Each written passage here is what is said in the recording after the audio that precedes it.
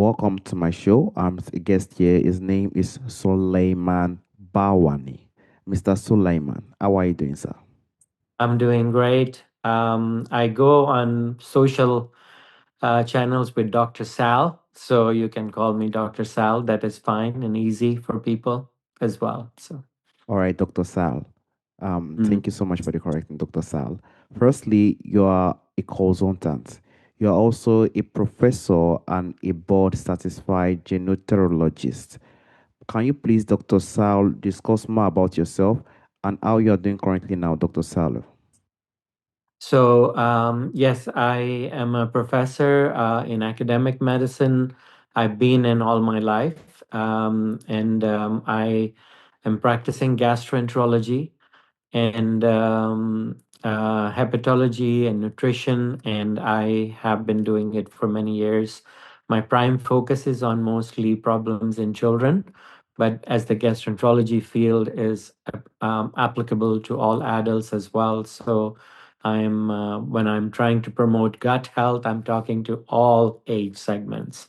So my work is basically patient care, but also educating the next generation of doctors, medical students, residents, and give talks to the general pediatricians and primary care physicians. It's so And in beautiful. my spare time, what I do is I do my Instagram channel, Gutsavior, and do my YouTube channels. Which is a source of support towards the thing you're building as a professor and also a doctor who work on people who want to work on the gut health and other things that will help them to live a more healthy life. And also with the experience you've had, you've studied a lot, you've experienced a lot. Have you planned on writing any book, Mr. Suleiman? Yes, definitely. It is in the process. And because it has been many people have requested, but they also want it translated to different languages, because when I give talk to the communities, mostly Asian Indian communities, they want me to speak with them in their language, in their culture, so they could understand it better and apply it better. So yes, the book with translations hopefully is coming out. Definitely hope that with the experience you've had, I am absolutely sure that the book is going to be very, very powerful, to be honest. And I would like to drive to the point of health information online. When we go online, on the internet now, it's accessible to every single person. When we have the data, we can access the internet. And we might not know how we can separate the facts from myths, which is really, really tough when it comes to the health sector most of the time because there are various information out there. So many of our listeners might be in a position whereby they might be overwhelmed by the health information that they see online. How do you think they can separate facts from might and feel empowered to make an educated decision, Dr. Sule? So this is it's a very important question. Yes, one of the reasons I wanted to be on the Instagram is to join that battlefield, to join that battlefield, because that's where the truth and the fake are competing with each other.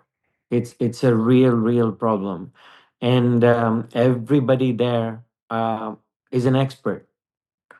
They claim to be an expert. They say that this is their word means everything, whether there is data to support it or not. And then there are those who will critique no matter what you say, because you are from an institution, you are representing a medical field, a medical expertise, and there are those who want to challenge it. So regardless of, so there's a lot of battle going on there. I definitely want people to check immediately, like, in PubMed. You go to PubMed, you go to NIH, just write down what data there is to support this assertion that somebody is making. Is there any evidence? And if there are research papers in good journals, and if there is good resources, this thing is coming from a decent source, then you have more, you can say that yes, there's evidence base. So evidence base is what, unfortunately, now the onus is on people. They will be the ones doing the digging. So I often tell people to, yes, do your doctor Googling, when you are looking for something, but make sure that they take it to your right sites. Where is this information coming from? Is it NIH based? Is it a good university publication? It's a good, those kind of resources. And then, of course, you can check us out, like when we're on Instagram or YouTube. You check us, like, this is valid, genuine, excuse me, board certified gastroenterologist who's talking about experiences and data. And you can also check if somebody's promoting health and saying things which appear too good to be true, then it is. So if and if they look like they're selling a product, they're telling you within 7 minutes you can get better. Well, then you have to you have to question that. Like, you take this medicine in 7 minutes, it does not even absorb in within that 7 minutes time many times. So those are and if even if they're doctors, if they're selling products, I would question it. That's why I never have any industry or pharma support. I do what I try to do with genuine research. So, And I'm so glad that you're bringing yourself out to solve a lot of issues that we have today. And there are lots of misinformation and people who are really, really hacked towards things. I remember one of my, even my one of the person who I know said he saw a medicine online and bought it and said, okay, I think this medicine they said is working well. But he said nothing worked. And if we had to get back, they were, a lot of things like that. And we have to, as you said, the site that you said and other platform, and also you as well. They can reach out to you and say, Mr. Dr. Sule, I think there is a person like this, and those things we just need to gather information to be sure whether these things that we have around us are true, are verified, and something that it is not something that is misleading us to use something that is not meant to be used for our health, which should cause a more damage in our health today. And also, I would like to also drive to the point of listeners who want to prevent chronic illness like diabetes or heart disease. What do you think are the first key things they should learn about nutrition and lifestyle, Dr. Sulu? so you're calling me Sulu. That's my pet name. My mom used to call me Sulu. You can So, go with Sal. It's okay. Sal is okay. I know it says Sulu because my mom loved to call me Sulu. So it was my so no, no, no, no, no. We feel better, more friendly. But Doctor Sal is good with professionalism. So yes, um, um, the the question was more for give me a statement again where you were all right, leading to the diabetes, right? So the all right, chronic illness. Okay, I got it. exactly. So the chronic illnesses, yes, the prevention is the key. Now, given that we already have 30% of our population in United States obese, okay, we are already dealing with some insulin resistance. We are ready for this diabetes bomb to explode. It is ready. And we already have blood pressure issues. So we call this in many kids metabolic syndrome. They have high blood pressure, their triglycerides are messed up, their cholesterol is messed up, they have insulin resistance. These are and they may have fat in the liver, the fatty liver. So by this time, it's already a little bit late. But what we can do is we need to take care of the gut microbiome. If you take care of the gut microbiome and if you teach children that this is the most important thing you can do, your 100 trillion baby bacteria are sitting like babies, are sitting in your gut. Okay. If a mother is pregnant and she has one baby, she constantly thinks, what can I eat? What should I not eat? What should I not drink? How much exercise I should do, how much sleep I should need. God has given you 100 trillion bacteria in your gut, and you have only 30 trillion your own body cells. We are more bacteria than human. But why? Because they are the ones that are deciding your chronic illness fate. They are the ones. If they are messed up, you're going to get diabetes, blood pressure, heart disease, and colon cancers. If you take care of them with the diet that they are asking for, which is high soluble fiber, if you feed them excellent fiber, they will digest them. They will ferment them to create beneficial molecules like butyrate that will go into your bloodstream and prevent heart disease, prevent blood pressure elevation, prevent glucose fluctuations, increase insulin sensitivity, and improve the lining of your gut to prevent gut leakage. Those are the things that come from the high soluble fiber. So, if you want, you create an environment where your children and you are sitting together, eating together, rainbow kind of meals, more colorful vegetables, and you're eating nuts and seeds, lentils and chickpeas and beans. If you do this, you are making your trillions of bacteria very, very strong and happy. That will prevent a handful of nuts and seeds, a handful every single day, can reduce the colon cancer risk by 17%. And yet only 10% of the US population does that. Why? A simple measure can save your colon cancers, right? From colon cancers, from heart diseases, from blood pressure issues, and inflammation. And you cannot take a handful of nuts and seeds daily. If it's sitting out on the dining table every day, what do you think against the bag of potato chips and other high carb cookies and crackers? If you have these things outside, where will your children be drawn to? Mm. If you don't create that culture early on, how will you save yourselves? And it goes back to the parent. They have a lot to do. They have a lot to prepare for their children to make sure that when they grow up, they won't get to the point whereby they have this certain serious disease that is out there today, Dr. Soleil, because these diseases are really, really deadly. And if they can try their best when they are kids to help them to understand, to educate them better, I think it's really helping very various ways, and that is why I would like to drive to this space, Dr. Sule, because there are tools that they can also use from the experience you've had or from things that you've seen. Many parents really want to raise their children or their families to be more healthier. So, from the experience you've had, what tools can they use to teach their children about food and health without the fear or restriction, Dr. Sule? So the restriction is what be they should understand that there is no bad and good food. Children should be taught from the very early on not to look at food as good food, bad food. They should look at the nutritious food versus non nutritious food. And they should look at not being restricted. So it's not the restriction, but it's a game of discovery.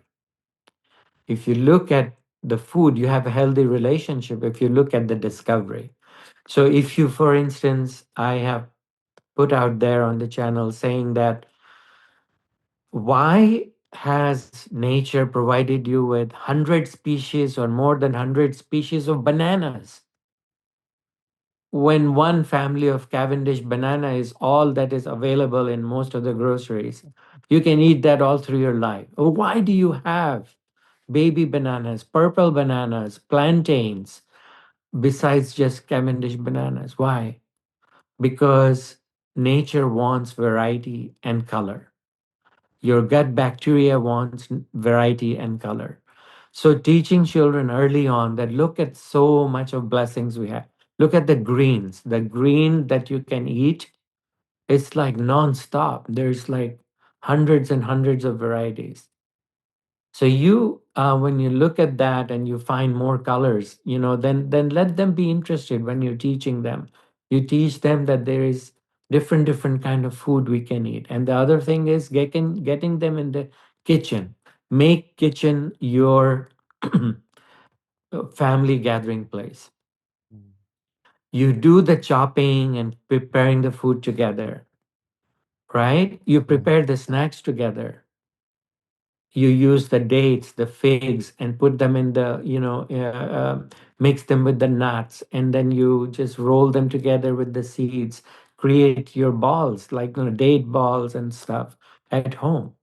Each of these are like nutrients, powerful, rich, and this will replace chocolate chip cookies. This will replace brownies.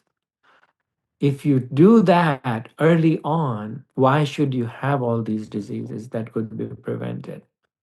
So, if families don't even sit together, the studies have shown that if the young girls are watching their dads eat healthy food, they're going to get into healthy food. So, how many dads are actually sitting with their daughters to eat food today? Mm. And especially salads and all these greens and all the rainbow color foods together. If they're eating pizza together, the daughters and sons are going to eat pizzas all day long. Every single kids that one have assimilates what the parents have, or what the parents do, by the way. So what we have to do, what the parents have to do, is parents have to try their best to try to nurture their children, to take their children and show their children a lot of things and make them eat healthy foods. Because when those kids, most of the time when they eat all this kinds of good food that might not be okay as well, it could affect them when they grow, and they might be something, they might feel like it's something that is normal. And we, as parents, when they are young, we should try our best to nurture them well, so that when they grow, they won't have a fault and say, my parents should have taught me this, I didn't know about it. And those are the things that we do not want to, we don't want to be in that position where our kids be like, why I wasn't I taught this when I was really really young. We want to be in a very good position and also eat something healthy right at the front of our kids. We can do it once in a while, but we have to make them understand one thing or the other, so that we'll be in a position whereby they will be healthy and will be healthy, and they can definitely be glorified in every single thing they step their hands on. And I also like to drive to the point of our listener with one truth. I know that you've spoke about a lot when it comes to nutrition, when it comes to our health, and how we can also prevent ourselves online. So if you could just try your best to leave the listeners with one truth about why knowledge is the first step to transformation. What do you think that would be, Mr. Suleiman? So, under my main point is again, understanding. Once you understand the disease process, once you understand that the relation between gut and the brain is very important, and once you understand that these microbiome are related to your mental health as well, so, and your skin health and your heart health. So, technically speaking, this gut microbiome that has been given to you is, and the nutrition that you're going to feed them is going to control virtually every other body system inside you. If you don't want anxieties and depressions in the future, if you don't want mood disorders in the future, if you don't want serious constipation and irritable bowels and colon cancers, if you don't want heart diseases, if you don't want blood pressure, if you don't want diabetes, if you don't want fatty liver and obesity issues, take care of your gut microbiome and eat right. Because eating right, choosing balanced nutrition, choosing variety of species of fruits and vegetables, choosing nuts and seeds and lentils. And simple thing you can do, the 6 or 7 ingredients that we used in Asian cultures, okay? Cook everything with these if you're doing it. Garlic, onion, ginger, turmeric, cilantro, cumin, and mint. These magnificent 7 ingredients are present in most of the Indian food. These 7 together are serious anti inflammatory properties, antioxidant properties, detox for your body, and they create um, gut health, constipation betterment. They create make irritable bowels maybe better in some ways, unless you have very early stages, and then you have to avoid the garlic and the onions and stuff. But other than that, these have such immense properties. If you're cooking every food with these, you are getting so much benefits. So I would go with trying to find out the good antioxidant food, good nutrients, and then incorporate them and make it like grow groceries together with kids and ask them, pick up your favorite vegetable. And then you can make your own pickle at home, which will be your probiotic. Okay. So you learn, let them read that these bacteria, the healthy bacteria, flip the yogurt container and let them try to read these difficult names: lactobacillus, acidophilus, bifidobacterium. They will know that these are the names of the good bacteria that our body needs. And you create a pickle at home. You give water and salt and find your best vegetables to soak in it.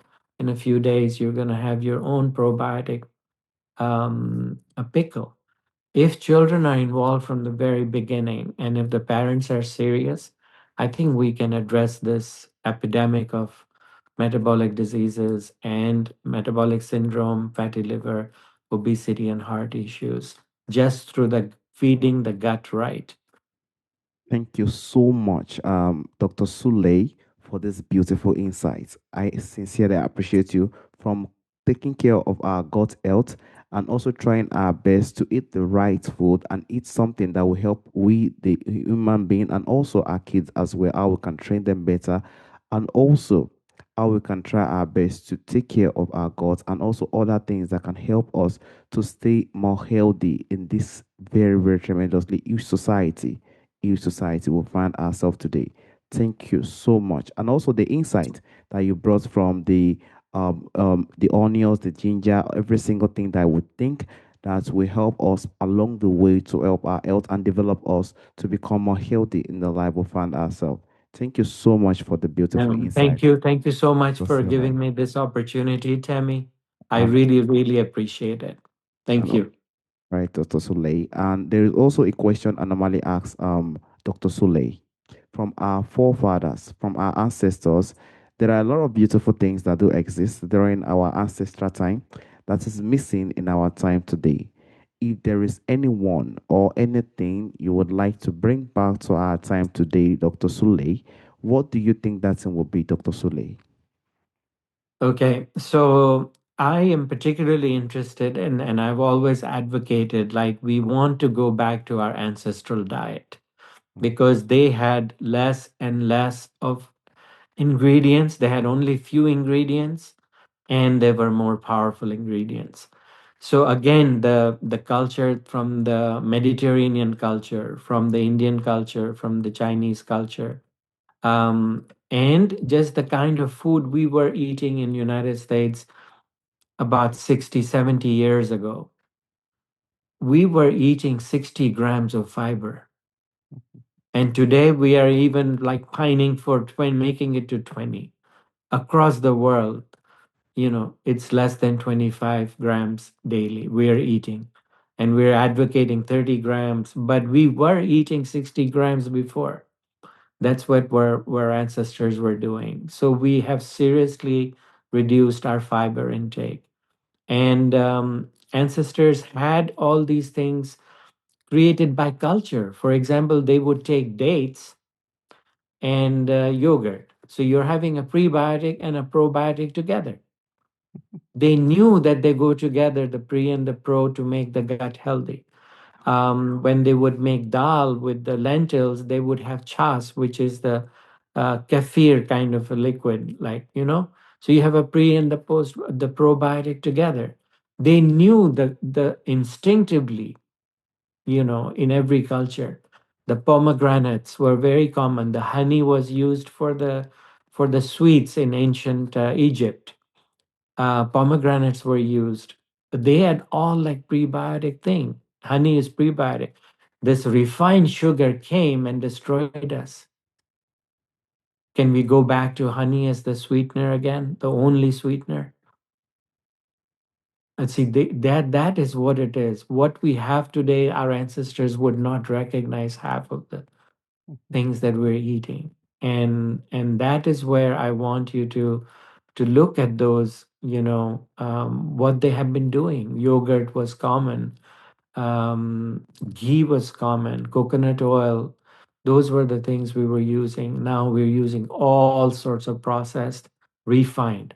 The refinement, the processing, the high ultra processing is what destroys food and destroys your gut bacteria. That is it, Dr. Soleil. We are in a position whereby we know that the world is more beautiful. There's technology, things are more easier, but there are a lot of things that we've lost as well. Number one thing is the diet that we eat today. The diet that we eat today has reduced in a lot of nutrients and a lot of fibers, as you said earlier, and we need something like that because that is one of the main reasons we have a lot of diseases, a lot of sickness in our time today. If we could have such diets, and that is why home-based planting and other natural cooking and things like that are very good for us, because if we can do that with ourselves, it's really help our health in a very huge way. Everything must not be processed because what we have outside most of the time is processed. And if we can continue to live that way, and also hope that what we know that our Asian people, that is why Dr. Sudley, that is why we see that our people during that time they live more longer. There was a time I had recently I saw a 130-year-old person die. We rarely see that today. We rarely see someone even living to 120, 130, and those are the things that happened that time. Diet is also one of the things that caused these issues, and that is why we need to work on it, and how we can also help ourselves, and also, as you said, the kids as well. And also, Mr. Sule, I want to use this opportunity to thank you for the time and the opportunity on this discussion. Thank you so much, Dr. Sule. Thank you. Thank you for having me. I really appreciate it, Tammy, for giving me the opportunity. All right, It was Dr. a Sule. delight. It was a delight talking to you. Thank you. All right, Dr. Sule. Have a wonderful day, Dr. Sule. Bye bye. Bye bye. Bye bye.